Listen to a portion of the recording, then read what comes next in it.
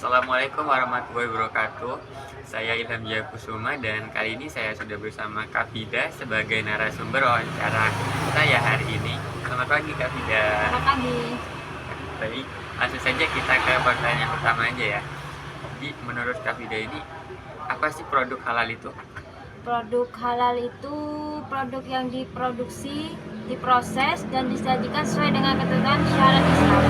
Benar Kak, jadi produk halal itu seperti yang sudah Kak Fida sebutkan tadi, yaitu produk yang diproses, produksi dan disajikan sesuai dengan ketentuan syariat Islam dan tidak mengandung unsur haram atau najis serta tidak tercemar dalam prosesnya Kak. Jadi pertanyaan selanjutnya ya Kak, bagi menurut Kak Fida ini penting nggak sih sertifikasi halal itu bagi pelaku usaha? Menurut saya sih penting ya. Benar banget Kak, jadi sertifikasi halal itu penting bagi pelaku usaha karena sertifikasi halal itu bisa meningkatkan kepercayaan konsumen Kak. Jadi konsumen itu udah merasa yakin gitu kalau produk yang dikonsumsi itu udah halal. Terus sertifikasi halal ini juga bisa membuka peluang pasar yang lebih luas Kak, karena kan mayoritas di Indonesia ini kan muslim, jadi muslim kan harus mengkonsumsi yang halal-halal gitu Kak. Dan juga sertifikasi halal ini bisa memastikan produk itu sudah sesuai standar yang berlaku. Dan dari pemerintah sendiri juga udah menetapkan di undang-undang untuk mewajibkan UMKM itu sertifikasi halal Kak. Oh iya Kak, gimana sih dalam proses pengajuan sertifikasi halal?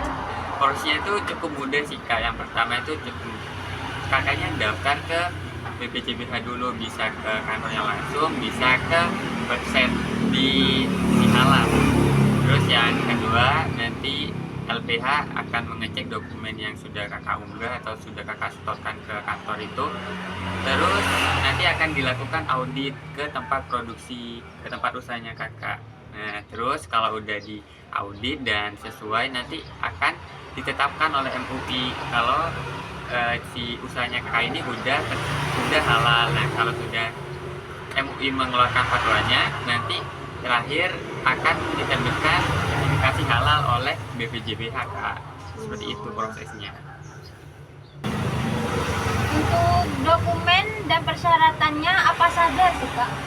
Untuk dokumen dan persyaratannya itu untuk sertifikasi halal itu kita butuhin itu identitas usaha Kak, kayak NIB atau nomor induk berusaha, terus daftar bahan bakunya Kak.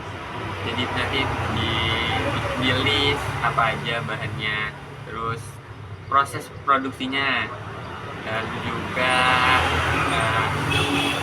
foto lokasi kakak, foto tempat usahanya. Hanya itu sih Kak. Gampang ya? Gampang banget Kak. Kak, saya mau nanya nih, apa sih yang kakak perhatikan selama proses pemilihan bahan baku?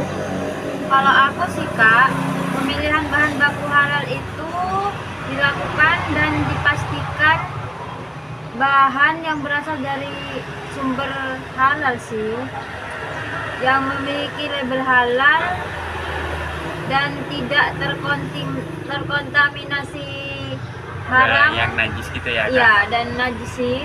Itu aja sih.